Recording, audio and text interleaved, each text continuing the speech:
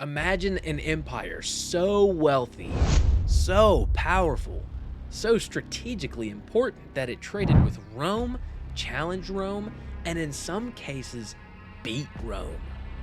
And then, with no warning, it collapsed. No grand final battle, no legendary last stand, just silence. This is the forgotten story of the Kushan Empire. The superpower history almost completely erased.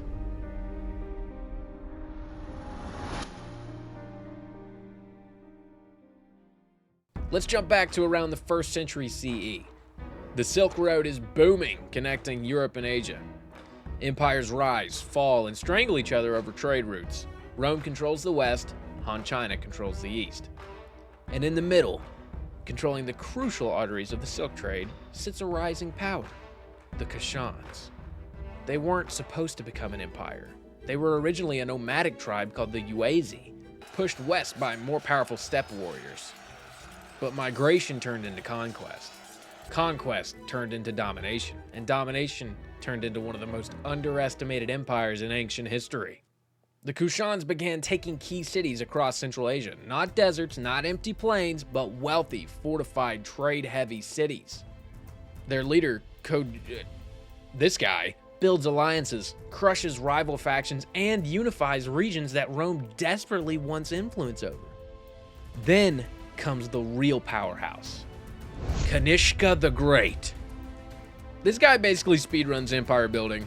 He expands Kushan territory from northern India to Afghanistan to parts of Iran, controlling the main Silk Road artery, crucial mountain passes, trade hubs loaded with gold, silk, spices, and ivory. Rome, they know who the Kushans are, and they take them very seriously. At its peak, the Kushan Empire had massive standing armies, advanced metalworking, multicultural cities with Greeks, Persians, Indians, Chinese, thriving Buddhism, which Kanishka is actually credited with spreading it globally, and, not to mention, insane wealth from trade tariffs. Kushan coins show Greek gods, Indian deities, Central Asian symbols. Their empire was a literal crossroads of worlds. And here's something most people don't know. Rome and the Kushans actually communicated. Letters survive showing diplomatic missions, trade negotiations, even arguments over territory. Rome couldn't bully them. China respected them. India was influenced by them. If this empire existed today, it'd be all over documentaries. So why don't people talk about them? The collapse of the Kushan Empire is one of the quietest in ancient history. There's no Pompeii-style disaster, no Mongol invasion, no dramatic final emperor speech. Instead, 3 things slowly suffocated the empire. Number 1, the invasion from the Sasanians.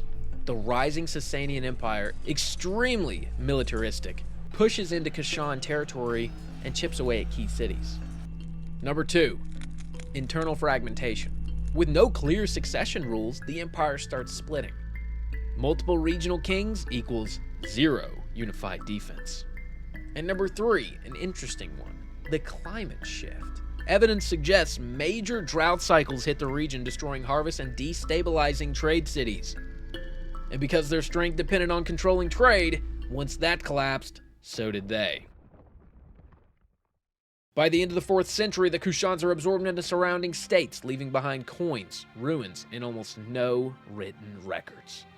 It's like an entire civilization just evaporated. The Kushan Empire shouldn't be forgotten. They did link East and West. They shaped trade, religion, and culture across continents. They challenged Rome and held their ground. And then they faded quietly into history. Empires usually fall loudly, but sometimes the most powerful vanish without a sound.